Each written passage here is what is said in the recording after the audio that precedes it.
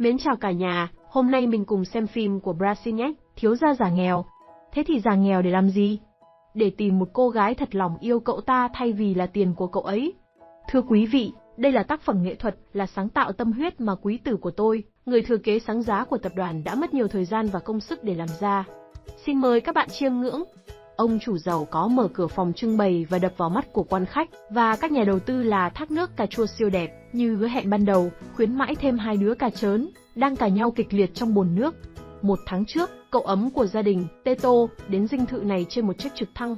Anh đẹp trai thay gái như thay máy này có cuộc sống xa con bà đọa đến nỗi, anh chẳng thể nhớ nỗi có bao nhiêu cái lò đã đi qua cuộc đời mình. Sau khi xúc hết 9 tấn than cùng cô gái, anh xuống nhà ăn sáng cùng cha mình. Rồi cùng con trai của người giúp việc trong nhà, Igor, bay trên siêu xe băng qua những cung đường tuyệt đẹp. Vì đi quá tốc độ, nữ cảnh sát nóng hổi này giữ xe anh lại. Nàng cố ý làm khó thiếu gia đủ điều chỉ, để yêu cầu hắn mời nàng dự sinh nhật sắp tới của hắn. Gặp bố già tại nhà máy, anh yêu cầu ông bổ sung thêm một chiếc vào bộ siêu tập xe hơi của mình, thay cho món quà sinh nhật. Ta sẽ tặng quà cho con nhưng không phải món quà phù phiếm tầm thường kia. Từ ngày mai hãy đến công ty làm việc. Cha già dấu yêu muốn Teto tìm hiểu về nhà máy, nhưng thằng con trai cưng từ chối. Vì nó bận chuẩn bị cho bữa tiệc sinh nhật tối nay tại lễ hội cà chua. Ở Rio de Janeiro, Paula, một bác sĩ thực tập sống cùng hai người bạn. Nàng mơ ước được làm việc tại bệnh viện này, nhưng cô ấy không chấp nhận móc nối cùng bác sĩ Victor để được giữ lại phòng phẫu thuật. Bỏ dở công việc, nàng đến tham dự lễ hội cùng bạn bè mình. Màn đêm buông xuống cũng là lúc bữa tiệc bắt đầu, muốn làm cho Igor vui, cậu chủ Teto đã mời cô bạn gái của Igor dự tiệc.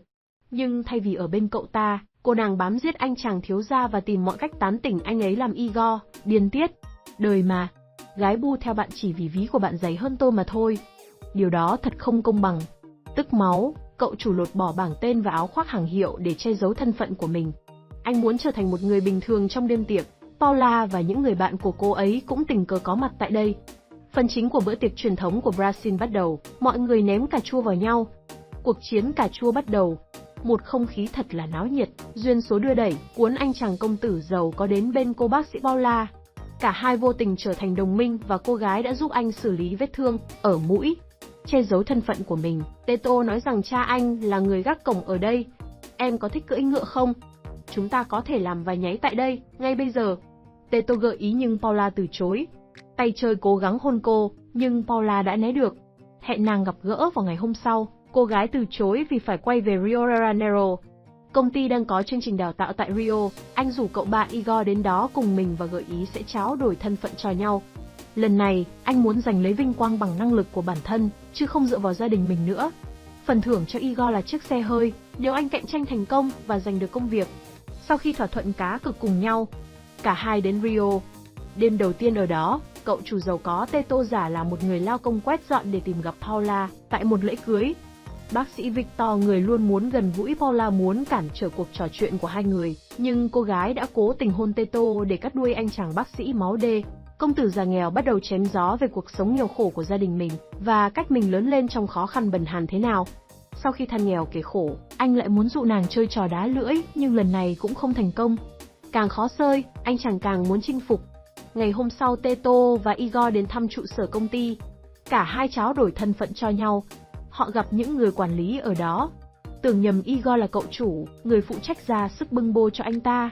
Mặt khác họ lại tỏ ra coi thường Teto và sai khiến anh làm những việc của người lao công. Chứng kiến hành vi này, Teto bắt đầu lo lắng mình có thể bị tụt lại phía sau và đánh mất vị trí.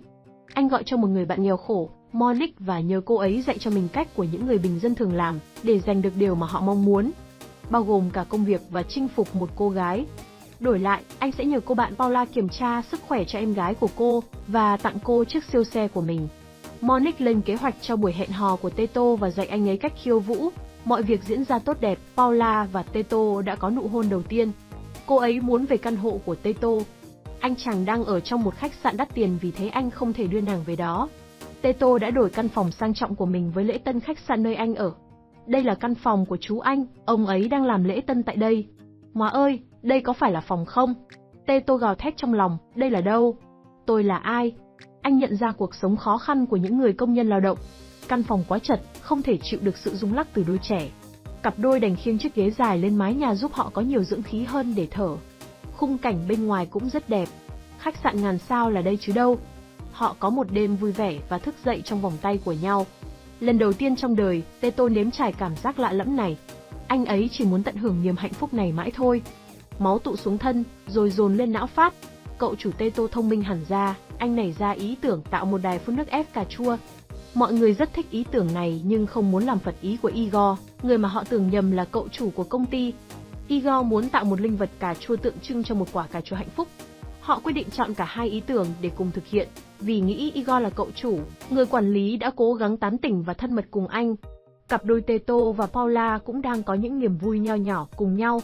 Rất nhiều chuyện đã xảy ra sau đó nhưng Hà không liệt kê hết, mà sẽ đi đến phần quan trọng của mạch phim, đó là lúc Teto bị Paula phát hiện thân phận thật.